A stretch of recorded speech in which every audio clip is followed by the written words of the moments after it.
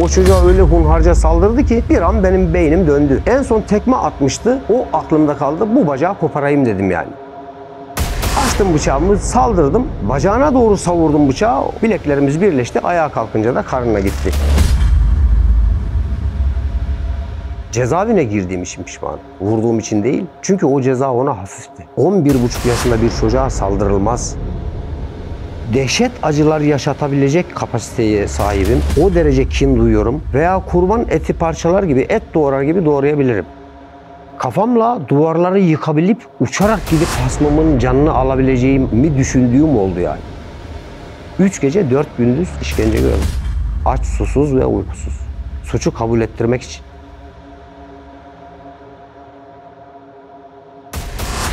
Yer altında kalmaya devam edin. Kıymetli abim hoş geldin.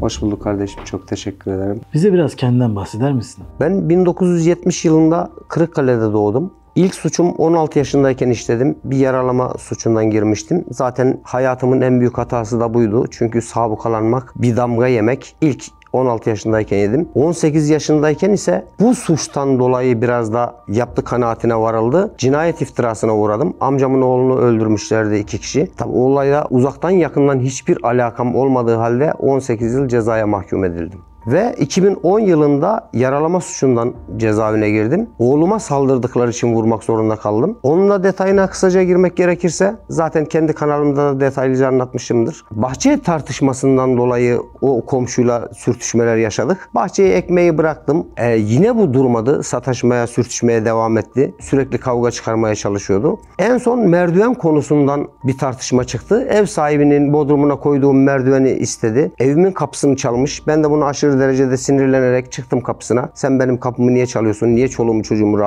rahatsız ediyorsun gibi. Zaten benim oğluma da sürekli tehditlerde bulunuyormuş. Buralarda oynama, bacağını kopartırım, kolunu kopartırım gibi. Çocuğu tehdit ediyormuş. Tabii ben de bunların farkındaydım. Çocuk bana söylüyor doğal olarak. Evime geldiği gün çıktım bunun kapısına. Sen dedim niye benim çoluğumu çocuğumu rahatsız ediyorsun kardeşim? Yakışır mı? Ne sıkıntın varsa gel benimle hallet. Bu saatte geliyorum, bu saatte gidiyorum. Her zaman görebiliyorsun. Yok merdiveni ver. İn aşağı kendin al dedim, ev sahibinin bodrumunda merdiven. Kilit yok, bir şey yok. Yok dedi, sen soktun o merdiveni, sen çıkaracaksın. Gel o zaman vereyim merdiveni. Yok sen çıkar, ben istediğim zaman alırım. Tamam çıkarayım, sen yarın al bu merdiveni, evime hırsız girecek. Ben 2. katta oturuyorum. O merdivenle benim evime hırsız girebilir. Defalarca haber göndermeme rağmen bu merdiveni almadı. Neyse o gün üzerine yürüdüm ben bunun. Seninle kavga etmeden konuşulmaz mı gibi. Çarptı kapıyı, girdi içeri. Kaçtı yani bir nevi. Ertesi gün bu bana pusu kurmuş. Bahçe küreğini eline almış. Bina girişinde beni bekliyor.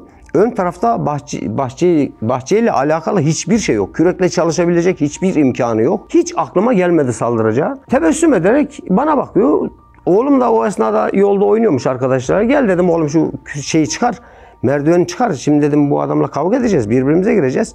Başımıza iş almayalım. Ver dedim şu adamın merdivenini, konu kapansın. Yaklaştım, adam gülerken bana saldırdı. Var gücüyle bahçe küreğini savurdu. Allah'tan bina girişinin sundurmasına çarpmış kürek. Kürek orada kırılmış, keskin kısmı gelmiş, kulağımı kesmiş. Tabii yaralandığımın o esnada farkında değildim. Kulağımın kesildiğinin. Biz birbirimize girdik. Aldım bunun elinden kırılan sapı. Birkaç tane de ben ona vurdum. Zaten çocuğumdan da bıçak istemiştim. Kavgayı bitirmek amaçlı. Korksun dedim. Bıçağı görünce saldırmaz. Kavga biter. Zaten ben onu hırpalamışım biraz. Bende de kendimde bir şey yok diye düşünüyorum. Boğazını bile kesecek fırsatım varken hiçbir hamlede bulunmadım. Sadece bıçağı gösterdim. İttim. Vatandaş zaten beni sürükleyerek ziline basmıştı. O esnada ailesi geldi. Aldılar beni aşağı. Başladılar dövmeye. Oldukça darbe aldım. Artık kavga edecek gücüm bile kalmamıştı. En son belediye işçileri gelince bıçağı bıraktım. Yani hasımlarım elimden almaya çalıştı bıçağı. Ben onlara müsaade etmemiştim, vermemiştim bıçağı. Belediye işçileri bıçağı aldılar, attılar. Ayağa kalktım. Zaten benim üzerimde bulunan poşetin içinde de bıçak vardı. Poşet dağılınca o bıçak da yere düşmüştü. Onun boğuşma esnasında fark etmiştim. O bıçağı aldım, çekildim bir kenara. Adam hala bana saldırmaya devam ediyor. Bana yetişemiyor. 4-5 kişi adamı tutuyor. Zaten benim saldıracak gücüm kalmamış. Zaten kavgayı bitirme çabasındayım. Çocuğum yanından geçerken zaten gözüm çocuğumu arıyor doğal olarak yani. Eşim bana sarılmış. Çocuğum bacağıma sarılmış ağlıyor bir taraftan. Oğlum o aradan geçerken oğlumu yakalamaya çalıştı. Zaten suratı, kafası, gözü kanal içinde kalmış bir vatandaş, 1.80 boyunda. Düşünebiliyor musunuz o çocuğun psikolojisini? O çocuğa öyle hunharca saldırdı ki bir an benim beynim döndü. En son tekme atmıştı. O aklımda kaldı. Bu bacağı koparayım dedim yani. Zaten bıçak da cebimde. Açtım bıçağımı, saldırdım. Bacağına doğru savurdum bıçağı. O karaktersiz de aşağı eğilince bileklerimiz birleşti. Ayağa kalkınca da karnına gitti. Ve baktım o esnada eyvah dedim. Yine hapishane yolları göründü. Zaten 3. kez hapishaneye giriyorum. Potansiyel suçluyla da gözüyle de bakılabilir. En yüksek ceza da verilebilir. Onları da bildiğim için eyvah dedim, hapishane yolları göründü. Baktım yarası hafif. Adam düşmedi, ayakta duruyor. Ama saldırmayı anında bıraktı. Lan be adam, yani kendini vurdurtana kadar niye uğraşıyorsun? Yani kavga etmişiz, sen ben dövmüşüm, ben seni dövmüşüm, tadında bırak. Adam resmen ve kasten kendini vurdurttu diyebilirim yani. Baktım yarası hafif, iyi dedim, az bir ceza yatar, kurtuluruz. Ondan önce de zaten darbeyi vurduktan sonra dedim oğlunu da öldüreyim. Çünkü benim çocuğumu tekmeledi orada. O hala beynimin bir köşesinde, yani beni zorluyor yani. Onu da öldürmem gerektiğini söylüyor zaten sürekli bir ses. Vesselam, onu da vurmaktan vazgeçtim. Dedim ne olacaksa olsun bakalım. Yarası hafif. Kısa bir süre yatar çıkarız diye düşündüm. 3. olayım da bu şekilde gerçekleşti. 3. suçtan bahsettin abi. Evet. İlk ikisi neydi? İlki 16 yaşındayken oldu. Kendi dükkanımda olay gerçekleşti. Cahillikten, işte agresiflikten, hırçın gençlikten kaynaklandı diyebiliriz. Sen dedikodu yaptın, işte benim hakkımda şunu söylemişim, bunu söylemişim gibi. Yani küçücük, adam vurmaya değmeyecek bir konudan sebep bir şekilde vurdum. Yani cahillik diyebiliriz. Hayatımın en büyük hatası dediğim gibi. Kendi dükkanımda gerçekleşti. Zaten bir süre, birkaç gün firar gezdim diyebilirim. Ondan sonra yakalandım, tutuklandım. 1 sene 1 ay 10 gün ceza almıştım o suçtan da. Yaşım tutmadığı için. Diğeri de şu şekilde gerçekleşti. Amcamın oğlu kaybolmuştu. 20 gün bulunamadı. 21 gün sonra hatta ceset bulundu diye bir haber geldi. Ben de o haberi çarşıdan eve gelirken bir arkadaşımdan duymuştum. Çocuğu 2 kişi götürmüşler. Bir şekilde pikniğe gitmişler. Çocuğu öldürmüşler. Piknik alanında alkol falan da almışlar. Artık olayın detayını tam bilemiyorum ama tahmin ettiklerim, çünkü bana iddia ettikleri suç böyle. Gittik, alkol aldık dediler. 3 kişi. Çocuğu vurdu. Boğuşma esnasında göğsüne bıçak saplandı. Ki çocuğun da neyle öldürüldüğü bulunamadı. En azından mahkemede açıklanmadı. En azından bıçak kemiğe falan denk gelir. Bıçakla öldürüldüğü belli olur. Yani bir yara olması gerekir. Neyle öldürüldüğü bulunamadı diye kayıtlara geçti. Bir gün çocuğu öldürmeden önce yattık diyorlar. Çocuğu öldürdüğümüz gece cesedin yanında kaldık. Ertesi gece biz bir gün daha kaldık. Toplam 3 gün hiç ayrılmadan kaldık dediler. Hatta o tarihlerde benim resmi delilim bile vardı. Onların birlikteydik, hiç ayrılmadık, mahalleye gitmedik, evimize gitmedik dedikleri gün benim cezaevine ziyarete gittiğimin kayıtları vardı. Hem jandarmada kayıt var, eskiden defter vardı, deftere kaydediliyordu. Şimdi bilgisayar çağındayız da o tarihlerde defterlere kaydedilirdi. Büyük büyük defterler, ki onlar da ne kadar sürede sonra imha ediliyor bilmiyorum ama zaten olayın oluşuyla benim ceza almam arasında çok uzun bir zaman geçmedi. 3-5 ay gibi. 3-5 ay içinde o deliller silinmiş olması mümkün değil. Bunu mahkemede defalarca dile getirmeme rağmen bunlar hiç kayda alınmadı. O şartlarda, o günün şartlarında en az 50 tane şahit gösterebilirdim. Çünkü bayram günüydü. Onların söylediği gün bayram ziyaretleri var, eş dost ziyaretleri var, akraba ziyaretleri var. 50 tane de şahit gösterebilirdim. Tabii şahitlerime de itibar edilmedi. Zaten sabıkalıyım. Zaten potansiyel suçlu gözüyle bakılıyorum. Vesselam, bu cezayı da 18 yılı cinayet suçundan bana verdiler. Bunu da yatıp bitirmek zorunda kaldım. Hala da kanıtlayabilmiş değilim. Sence çocuğa ne oldu abi? Aynı anlattıkları gibi oldu benim düşünceme göre. Çünkü bir şey anlatıyorsan bunu yaşamış olman gerekir. Bunlar aynı olayı yaşadılar. Kendileri öldürdü. Artık hangisi vurdu bilemiyorum. Çocuğu gömdüler. Mahalleye geldiler. Bir süre sonra da işte benim yaptığımı. Hatta onları karakola çağırttıran benim. Sabıkalı olduğum için ilk ben alındım aslında. Dediler bu mevkiye ne zaman gittin? Ben de açık açık şu tarihte gittim. Kiminle gittim? Bununla gittim, bununla gittim. 2 arkadaş. Oraya pikniğe gitmiştik biz. Meğer çocuğu öldüren vatandaş piknik amaçlı cesedi kontrol etmeye götürmüş beni. Kesinlikle ve kesinlikle bir şahıs, zaten çocukluk arkadaşım ikisi de, kesinlikle ve kesinlikle o öldürdü yani. Zaten suç aletleri de onun evinden çıktı. Cesedi kontrol etmeye götürmüş. Ben de gönül rahatlığıyla işte gittim diye söyledim. Onlar da karakola gelince yüzleştirmede dediler İbrahim öldürdü, biz de yanındaydık dediler. Sadece ikisinin şahitliğinden dolayı 18 yıl ceza aldım. Peki bahsettiğin şahıslarla görüşüyor musun hala? Bir tanesiyle bir sefer karşılaştım. O da askerlik muayenesinde karşılaştım. Askeriyenin içinde tabii hiçbir şey yapamadım. Askeriyenin içinde olduğumuz için Ki onun yanında bir arkadaşı vardı, ben de yalnızdım. Sonuçta bir kuruluştasın, bir şey yapma şansım olmadı. Peki iddia ettiğine göre üzerine bir suç atılıyor ve sen suçsuz yere cezaevine giriyorsun. Evet.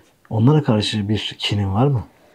Kinim had safhada aslında. Yani dehşet acılar yaşatabilecek kapasiteye sahibim. O derece kin duyuyorum. Yani küçük küçük, yani herhangi bir kurban keser gibi veya kurban eti parçalar gibi, et doğrar gibi doğrayabilirim.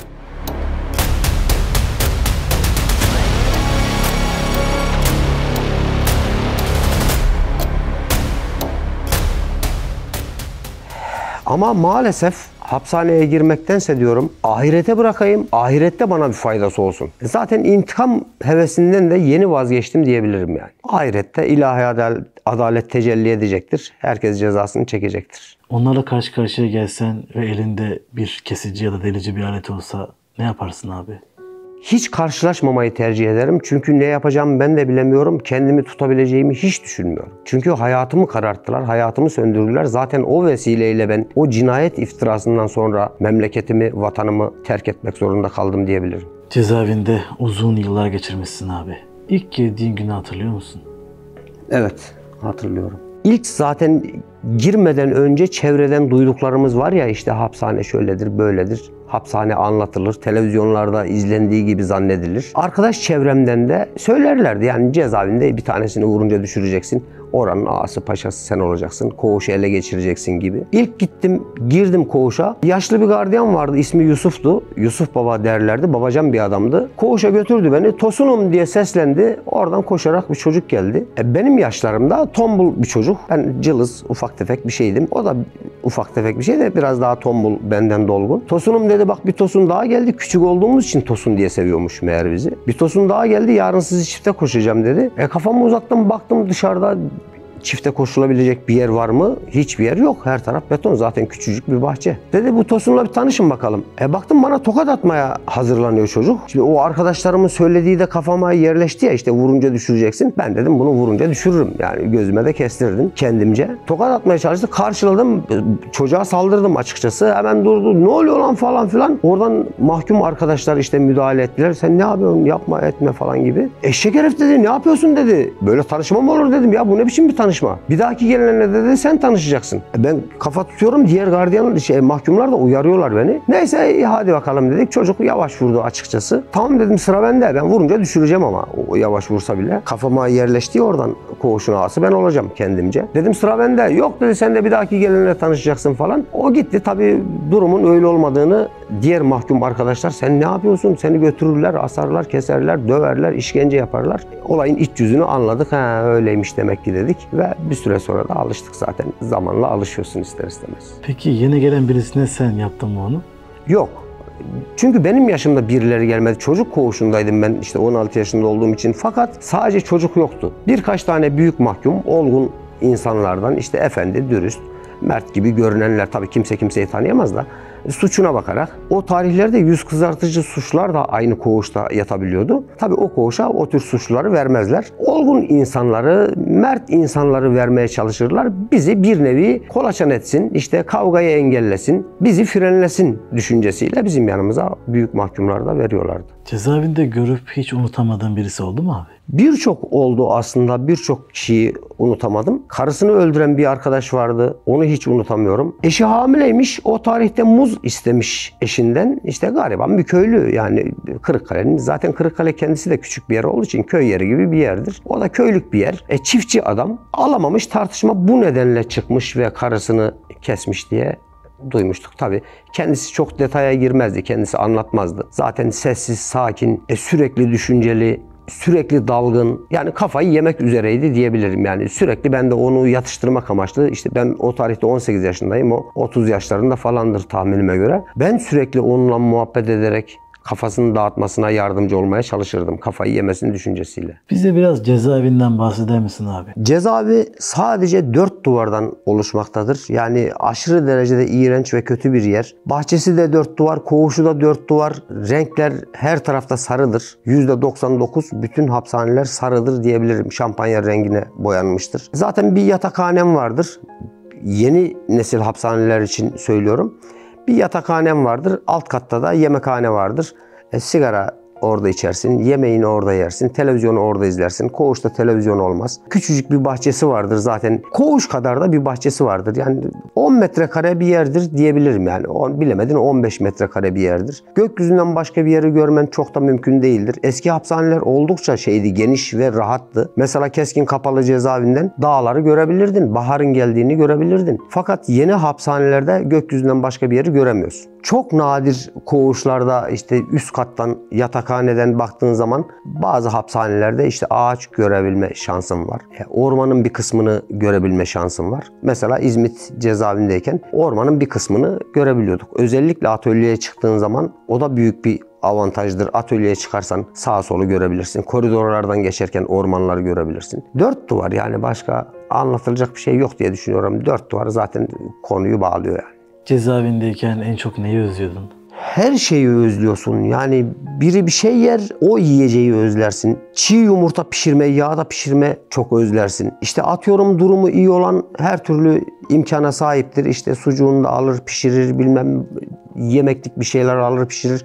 O sucuğun kokusunu duyarsın, özlersin. Maddi durumu iyi olmayanlar için zaten aşırı derecede iğrenç ve kötüdür. Yani her şeye hasretsin ya. Her şeyi özlüyorsun. Otu, çöpü, böceği, tüm mahlukatı özlüyorsun. Ara sıra rüzgar eşliğinde meyve ağaçlarının çiçekleri olur ya, küçük küçük, onlar rahat rahat rüzgarda uçuşabilir. İlkbaharda o yaprak gelir koğuşuna, bahçene. Herkes ona sahip olmak ister. Herkes onu görmek ister. Herkes onunla dokunmak ister. Her şeyi özlüyorsun yani. Süre geçtikçe özlemin katlanarak artıyor. Cezaevi sürecinde ne gibi hobiler edindin abi? Şimdi ben açıkçası durumum da iyi değildi o tarihte. Zaten aileme de yük olmamak için ben sürekli el işi, el sanatlarına yöneldim. Bir süre şiir yazdım, şiire yönelmiştim. Tabii onu boşta kaldığım zamanlarda yapıyordum. El sanatlarına çok heves etmiştim ve öğrendim. Boncuğun her çeşidini yaparım. Özellikle atölyeye çıkmak için çok mücadele sarf ettim. Çünkü herkes kafasına göre atölyeye çıkamaz. Ya paran olacak, ya rüşvet yedireceksin, ya becerini sunacaksın. Müdürü ikna edeceksin, ben becerikliyim, yapıyorum bu işi diye. Bir şekilde atölyeye çıkıyorsun. Başardım en son atölyeye çıkmayı. Gemi yaparım mesela. En büyük öğrendiğim, en güzel şey el sanatı, gemi diyebilirim yani. Peki cezaevinde mahkumların kendi koydukları kurallar oluyor mu abi? Tabii her koğuşun kendine has kuralları vardır. Mesela koğuşun birinde özellikle bu hırçın, saygısız gençleri frenlemek açısından ayak üstüne atmak yasaktır. Çoğunlukta vardır aslında bu. Birçok koğuşta vardır. Atıyorum 100 koğuş varsa 60'ında bu kural geçerlidir. Kendini bilmez vatandaş gençtir, agresiftir, ayağını uzatır. Yaşlı adam oradan geçiyormuş, geçmiyormuş, ayağını ona çarpacakmış, hiç umurunda olmaz. Saygısızca davranır. Bu nedenle o kuralı koymuşlardır. Her koğuşun kendine has kuralları vardır. Tabii bu kurallar da ortak alınır. Arkadaşlar bu kuralı koyalım mı? Oy birliğiyle karar verilir. Tamam koyalım. Ayak üstüne atmayalım. Tamam. Kaçta televizyonu kapatalım? Bu saatte kapatalım. Uyar mı? Uyar. Ve o kurallara da herkes uymak zorundadır. Yeni gelenler bazı kurallara uymaz. Bu kural ona saçma gelebilir. Örneğin bir tane yaşadığım olaydan bahsedeyim. Vatandaşın biri geldi. Çay parasıdır, koğuş giderleridir, temizlik parasıdır. Kişi başı bu kadar para verilecek denmiştir. Vatandaş der, ben çay içmiyorum kardeşim, ben o parayı vermek zorunda mıyım? Ya arkadaş, sen çay içmiyorsan öteki vatandaş da gazete okumuyor. O zaman öbürü de gazete parası vermesin. O zaman diğeri de çeşme suyu içebiliyor. Su parası vermesin. Aslında insan gibi yatmak istiyorsan, sıkıntı çıkmadan yatmak istiyorsan kurallara herkes uymak zorundadır yani. Hır çıkarmak için kendince kuralları bozmaya çalışanlar olabilir. Cezaevinde birisiyle sorun yaşadığın, kavga ettiğin oldu mu abi? Evet, birkaç defa oldu. Vatandaşın bir tanesiyle konuşmuyorduk. Büyük bir koğuşta yatıyorduk. 60 kişilik bir koğuş. Normalde 40 kişilik bir koğuş da o kadar kalabalıktı ki ranzaların aralarına palet tahtaları koyarak birleştirerek upuzun bir yatak şeklini almıştır. Yan yana balık istifi gibi insanlar yatardı ki oralarda da zaten sırt üstü yatmak zorundasın. Çünkü bitişik yatıyorsun yani. O araya girmiş vatandaş, kafasını eğmiş o palet tahtaları olan kısma. Orada bir şeyler arkadaşlarıyla sohbet ediyor sanırım. Oradan geri çıkarken ben de boncuk çalışıyordum. Boncuğun ipini gerdim. Boncukları dağıtmak zorundayım. Şimdi şu kadar ipe 2 tane boncuk gitmek zorundadır. Yani boncukları dağıtırsın. Atıyorum 200 metre ip açarsın. O boncukları dağıta gidersin. Vatandaş geri geliyor. Zaten konuşmadığımız adam kim olduğunu da biliyorum. Ben geri çekildim mümkün olduğu kadar. İpi de bırakmak istemiyorum. Bozulmasın düzen diye. Zaten bir düzen tutturmuşum. Kaydıra gidiyorum. Geri geldi, ayağıma bastı. Yani hemen çıksa aslında o aradan dönüp gidebilir. O daha fazla geri geldi, ayağıma bastı. Bir de bana fırçattı. Arkamda ne geziyorsun falan gibi. Hem suçlu hem güçlü. Ya arkadaş özür dile git dedim. Sen benim ayağıma bastın. Suçlu sensin. Ne işin var orada? Görmüyor musun? İp boncuk dağıtıyorum falan. Baktım bu bana vurmaya hazırlanıyor. Zaten aramızda iyi değil ya. Vurdum, indirdim aşağı, artık girdik birbirimize. Ayırdılar. Tabii o koğuşta da birkaç sıkıntılarımız daha olmuştu. Koğuş ağası seçilirken, koğuş müessili seçilirken oradan da birkaç kişi bana cephe almıştı. Beni koğuştan attılar. Yeni bir koğuşta nasıl alışıyorsun abi? Yeni bir koğuşa gittiğin zaman zaten onlar haberini almışlardır. İşte gardiyan tanıdığı vardır, arkadaşı vardır. Neden geldiğini bilmeseler de sorarlar zaten. Niye koğuş değiştirdin? Kavga ettin. Yani senin suçlu mu, haklı mı, haksız mı onu gözetmezler. Ha, kavga etti, bu problemli diye herkes temkinli davranır. Birkaç gün sonra herkes birbirine alışır. Belli eski mahkum işte daha önce yatmış, koğuş değiştirdiğine göre kuralları biliyor. O koğuşun da farklı kuralları vardır. Koğuş müessili veya yardımcısı kuralları anlatır. Bunlar yapılır, bunlar yapılmaz diye. Aynı şekilde devam edersin. Cezaevinde hiç cinayet işlendiği oldu mu? Ben hiç yaşamadım, görmedim daha doğrusu. Fakat birkaç cinayet olayları duymuştuk. Yani öldürülme vakaları, yaralama vakaları yaşanmıştı, kulağımıza geliyordu yani. Cezaevi mümessili diyoruz. Yani cezaevinde koğuş ağaları var. Bunlar neye göre seçiliyor abi? Genelde koğuş tarafından seçilir. İşte arkadaşlar koğuş müessili olmak istiyor. Kaç talep var? 2 talep var müessil olmak isteyen. Hangisini isterseniz işte oy birliğiyle seçilir. Fakat bazı cezaevlerinde Kocaeli C tipi cezaevinde zaman zaman idarede seçebiliyor. İdare seçer. İdarenin adamıdır. Kuralları sağlasın diye. Zaten koğuş ağalığı da sadece orada vardır. Diğer hapishanelerde koğuş ağalığı yoktur. Sadece orada vardır. Onu yaşadım, gördüm. Gerçekten de ağadır yani, sözü geçer. 3-5 tane elemanı vardır. 8-10 tane. Kimi zaman koğuşun yarısı onun elemanı olabilir. İşte o koğuş müessili seçiminde ben diğer tarafı seçtim diye oradan da bana cephe almışlardı. Biraz da ondan sebep beni koğuştan attılar. Hiç hücrede yattın mı? Hücrede evet yattım. 16 yaşındayken girdiğim dönemde birkaç saat hücrede kaldım. Yine 2010 yılında girdiğimde bir gece hücrede kaldım. Onun haricinde hücre yaşamadım. Bir insan affetme duygusunu nasıl geliştirir? Şimdi bazı suçlar asla affedilemez. İnsan asla affedemez. Örneğin bana iftira atanları asla affetmiyorum. Bu biraz da insanın yapısında vardır. Yani ben aşırı kinciyim. Affetmeyi sevmiyorum ama affetme duygusu özellikle hapishanede biraz daha gelişir diyebilirim yani. Zaten biliyorsun ya, insanlar görmek istedikleri şeyi görür, duymak istedikleri şeyi duyarlar. Kızgınlık büyür, nefrete dönüşür, sevgi büyür, aşka dönüşür. İşte insanın iyi yanlarını görerek o insanı affedebiliyorsun. Affetme duygunu geliştirebiliyorsun yani. Ben birçok kişiyi de affetmişimdir. Her ne kadar ikinci de olsam birkaç kişiyi affettiğim olmuştur. Suç işleyen birisinin yaptığımdan pişman değilim demesi sence doğru mu? Adamına göre değişir. Göstermelik olarak pişmanım der. Cezası hafiflesin diye pişmanım der. Mesela ilk yaptığım yaralamadan son derece pişmanım. Açık yüreklilikle söylüyorum. Ama 2010 yılında vurduğum olaydan hiç pişman değilim. Az bile yaptım yani. Cezaevine girdiğim için pişmanım. Vurduğum için değil. Çünkü o ceza ona hafifti. 11,5 yaşında bir çocuğa saldırılmaz. Yetişkin bir insan asla yapmaması gereken bir şeydi. O nedenle pişman değilim diyebiliriz. Abi, aile birliğin nasıl oldu? Cezaevine girdin, çoluğundan çocuğundan uzaklaştın. O süreç nasıl oldu? Biraz bahseder misin? İşte en büyük sıkıntı da bu. Zaten cezaevine giren bir insan sorumluluk sahibi ise onun cezası 3'e 5'e katlanabiliyor. Benim önceki hapishane hayatlarımdan 2 hapishane hayatımdayken bekardım. Çok da umurumda değildi. İşte bir annem vardı, kardeşlerim vardı. 3. olayımda 2 tane çocuğum vardı. Onları düşünmek zorundayım. Onları zor durumda bırakmışım. Onların hayatını mahvetmişim. Yani mahkumdan ziyade ailesi daha çok sıkıntılar yaşıyor diyebilirim. Yani herkes için geçerli değil tabii de bazı insanların ailesi daha çok sıkıntılar yaşayabilir. Cezaevi sürecinde yaşadığın ve aklından hiç çıkmayan bir olayın var mı abi? Aklımdan hiç çıkmıyor. Hatta kafamla duvarları yıkabilip uçarak gidip hasmımın canını alabileceğimi düşündüğüm oldu yani. Çocuğumu takip ediyormuş, okul bahçesine gidiyormuş, pazar yerinde takip ediyormuş. Onu duydum ben. Zaten şimdi artık kolay. Cezaevinde şey var, koğuşlarda telefon var. İstediğin saatte işte gece gece 12'ye kadar olsa gerek. İstediğin saatte arayıp ailenle görüşebiliyorsun. Benim yattığım dönemde haftada bir kere görüşme sağlayabiliyordum. Ailemden haber alamıyorum. Görüşemiyorum. Yani çocuğuma orada saldıracak, zarar vereceğini düşünüyorum. Onu artık kafanda kurguluyorsun. Hapishaneleri,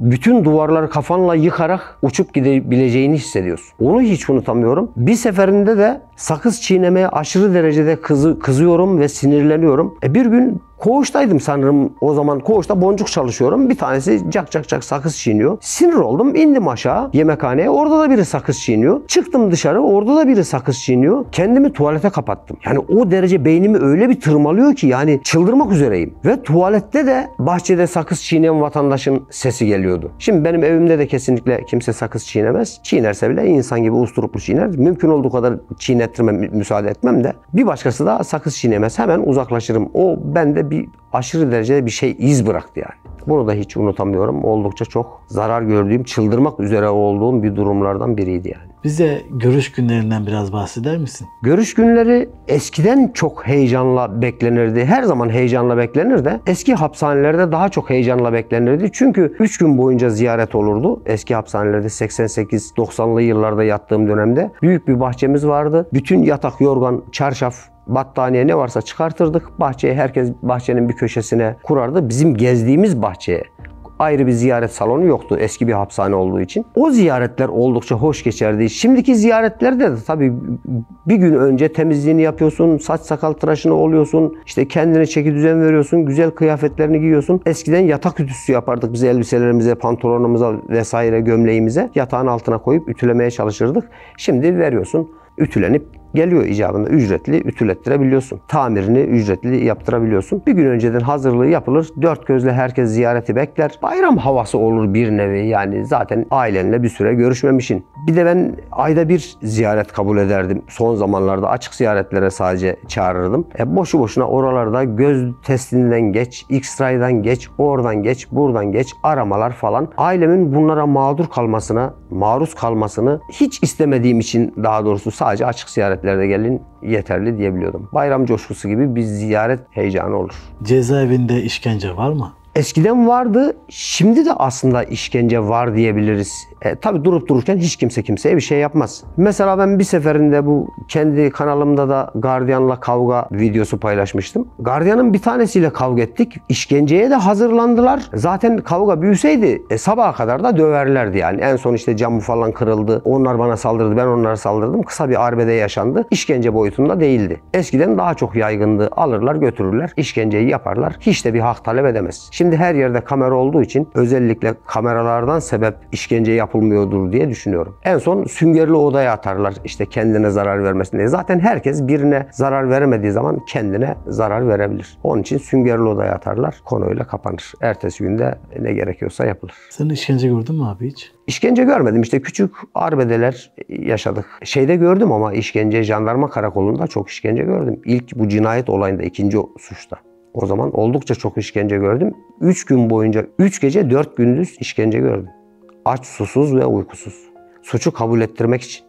Cezaevindeyken hayal ettiğin şeyler nelerdi abi? Ben doğayı çok seviyorum. Hep doğayı hayal etmişimdir. Mesela bir kuzu çevirmeyi hayal etmişimdir. O hayalimi gerçekleştirdim. Ve şimdi de o hayallerimin çoğunu gerçekleştiriyorum. Çünkü her fırsatta kendimi doğaya atıyorum. Ormanda tek başıma yürümeyi, ağaçların içinde işte kuşlar, hayvanları çok seviyorum. Kimi zaman bakıma muhtaç sokak köpekleri vardı, işte onları besledim. Özlediklerimi, hayallerimi gerçekleştiriyorum diyebilirim yani. Cezaevindeyken hiç intihar gördün mü? Benim koğuşumda olmadı ama intihar edenler duyuyorduk. Diğer koğuşlardan, yan koğuştan bile intihar haberleri geliyordu. Hep böyle bir baskı halindesiniz. Dört duvar arasındasınız.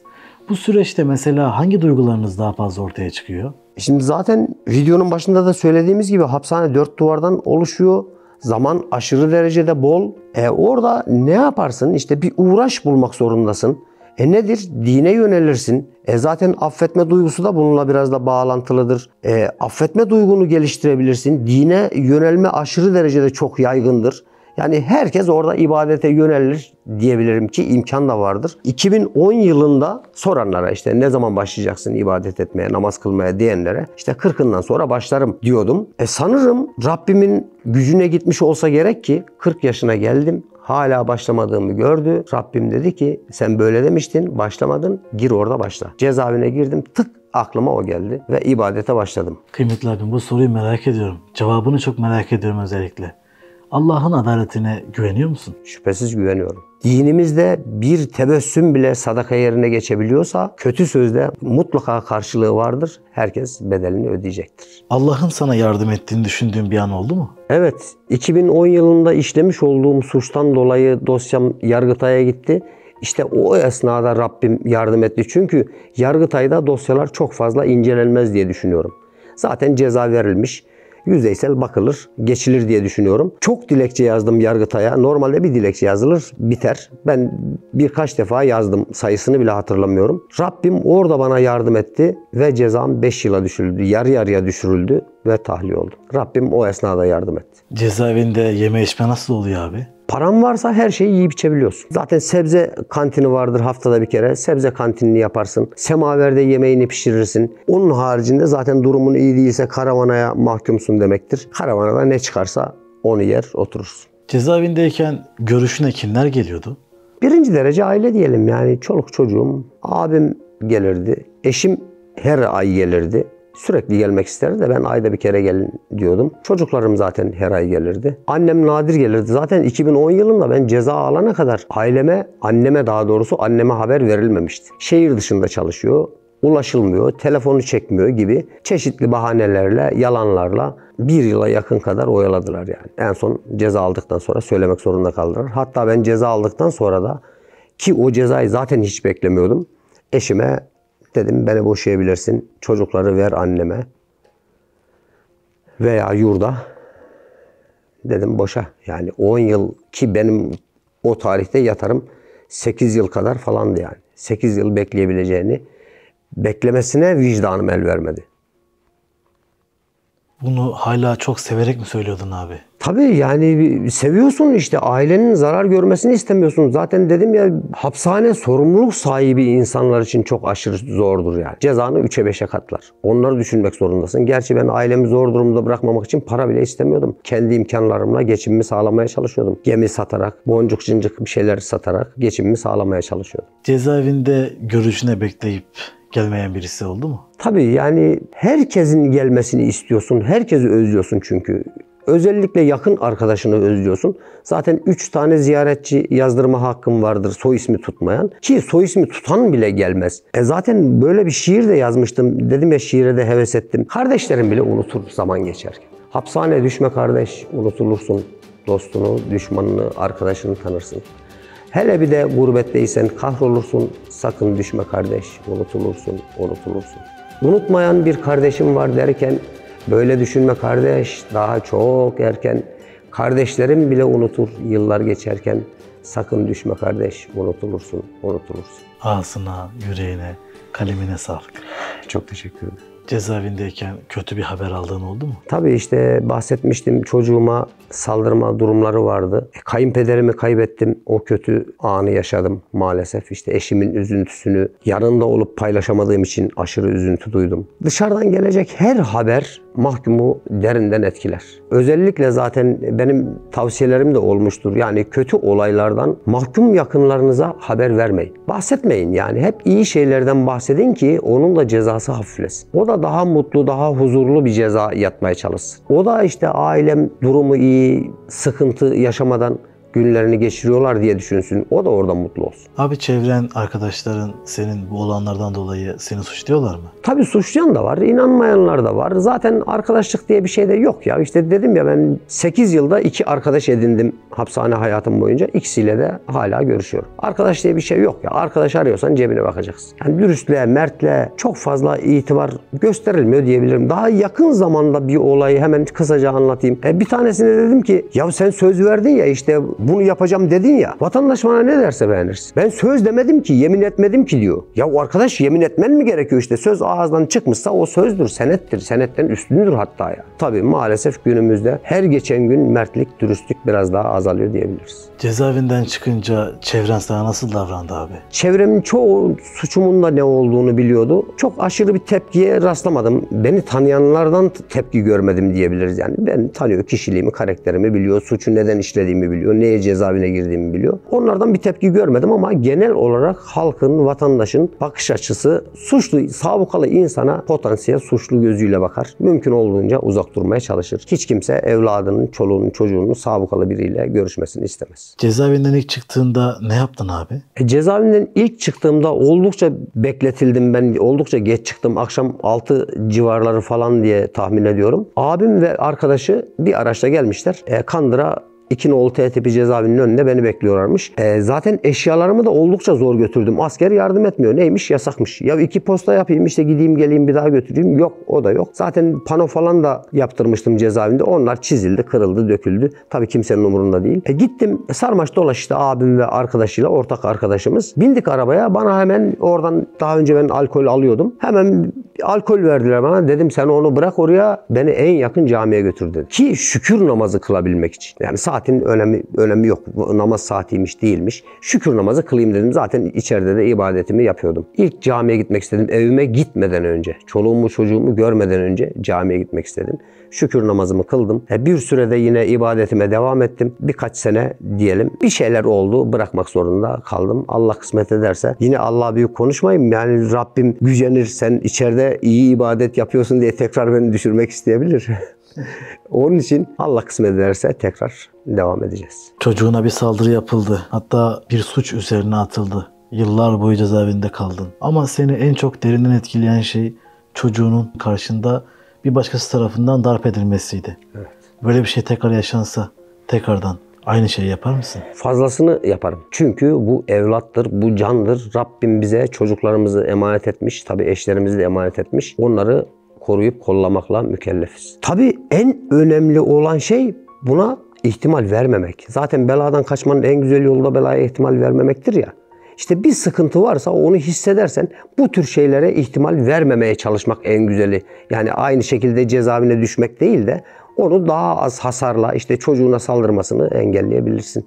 Mümkünse tabii. Beladan kaçmanın en güzel yolu belaya ihtimal vermemektir. Cezaevinin sana bir faydası oldu mu peki? Cezaevinin bana faydası, piştim diyebilirim yani. Ben zaten çocukken de olgun bir çocuktum. Kendimden büyüklerle sohbet etmeyi severdim. Cezaevindeyken özellikle kendimden büyüklerle sohbet ederdim. Düşünsene çocuk koğuşunda yatıyorsun. 16 yaşındasın ki o tarihte sigara içiyordum, başlamıştım. Çocuklara sigara içmek yasaktı. Ben hem yaralamadan geldiğimden sebep olsa gerek diye düşünüyorum. Hem de olgunluğumdan dolayı. İşte birkaç gün bakılır işte bu çocuğun hal ve hareketlerine. Zaten insan baktı mı anlar az çok, işte birkaç saat sohbet etse bile kişiliğini, karakterini az çok bir izlenim edinerek büyük ihtimalle o şekilde izlenim edindiler. Sigara içmeme müsaade etmişlerdi. Piştim yani, sorunun asıl kaynağı cezaevi insanı pişirir. Tabii herkesi değil. Cezaevine hiç girmeseydin peki nasıl bir hayatın olurdu? Çiftçi olurdum diye düşünüyorum. Zaten ben ayakkabı tamircisiydim. İlkokul 3. sınıfa giderken başladım. İlkokul bittikten sonra gün boyu çalışmaya başladım. Yani uzun süre çalıştım. Ondan sonra da dükkan açtım zaten. Ya bir ayakkabı tamircisi olarak, tabii bağımız bahçemiz de vardı ve yanı sıra da çiftçilik yapabilirdim diye düşünüyorum. Cezaevinde adaletsizlik var mıydı abi? Evet, adaletsizlik her yerde var zaten. Ama cezaevindeki adaletsizlik dışarıya bakarak daha fazla can sıkıyor diyebilirim. O da zaten ortamın küçük, dünyanın küçük, ya hapishane zaten küçük, düşüncelerin küçük. Onları kafanda büyüttüğün için de adaletsizliklerin daha çok olduğunu düşünüyor olabilirsin. Ama adaletsizlik her zaman her yerde var. Cezaevinde yıllarını geçirmiş birisi olarak sana göre özgürlük nedir abi? Her şey. Özgürlük her şey. Hayat her ne kadar kötü olursa olsun her zaman yaşamaya değer. O aile sevgisi, o aile bağları anlatılacak bir duygu değil ya. Özgürlük her şey. İçeride kral gibi yaşamaktansa dışarıda aç kalmayı tercih ederim yani. Soğan ekmek yerim. En azından özgürüm. Doğa benim, hayat benim. Her şey ya özgürlük. İstediğin zaman istediğin yere gidebiliyorsun. Cezaevinde öyle değil. Biz ziyarete giderken bile sağdan git, önüne bak, işte çevreye bakma, işte yanından geçen diğer koğuşun elemanlarına laf atma gibi. Her şey kural ya. O kurallar aşırı derecede bunaltır. Yani özgürsün. Sana bir şey diyen yok. Seni yönlendiren yok. Sana bir şey yapman için teşvik eden yok. İstediğin her yere gidebiliyorsun. Özgürlük her şey demektir. Kanalı biraz inceledim abi. Biraz baktığımda orada bir video dikkatimi çekti. Bir avuç toprak. Toprak senin için ne ifade ediyor? Bir avuç toprak gerçekten bir avuç topraktı. Çünkü bu masanın yarısı kadar bu genişlikte bir topraktı. Arkadaşım rica ederek o toprağı getirtmişti ve çiçek ekiyordu. Günümüzün çoğunu o toprakla geçiriyorduk. Yani toprağa zaten hasretsin. Bir avuç toprağa muhtaçsın. Çiçeğe, böceğe, her şeye muhtaçsın. O bizim için çok büyük bir avantajdı ve günümüzün çoğunda öyle geçiriyorduk. Abi bu arada ben şunu söyleyeyim. Açıklama kısmına kanalının linkini de ekledik. Hatta yukarı kartlara da ekledik. Dostlarımız, bizi izleyen sevgili seyircilerimiz seni de izlesinler bundan sonra. En azından cezaevinden çıkmışsın, bir hayat kurmuşsun. Yeni bir şeyler yapmaya çalışıyorsun. Bizleri de böyle karınca kararınca bir şey yapmak isterim sana abi. Allah razı olsun. Kanalına yönlendiriyoruz. Sevgili dostlar, açıklama kısmından ulaşabilirsiniz. Özellikle hırçın, agresif gençlere tavsiyede bulunmak istiyorum. Özgürlüğün değerine kesinlikle ve kesinlikle hiçbir şeyle hiçbir şekilde paha biçilemez. En önemlisi ilk sabıkayı almamaları. Sevgi, saygı çerçevesinde tertemiz bir toplumda yaşarsak suç oranı da oldukça azalacaktır. Herkes birbirine sevgi, saygı çerçevesinde yaşamasını tavsiye edebilir. Çok sağ olasın. Dostlar, bir sonraki programda, bir sonraki bölümde tekrardan buluşmak, görüşmek ümidiyle sizleri alemlerin en yücesine, en güzeline, Yüce Rabbimize emanet ediyorum. Hoşça kalın.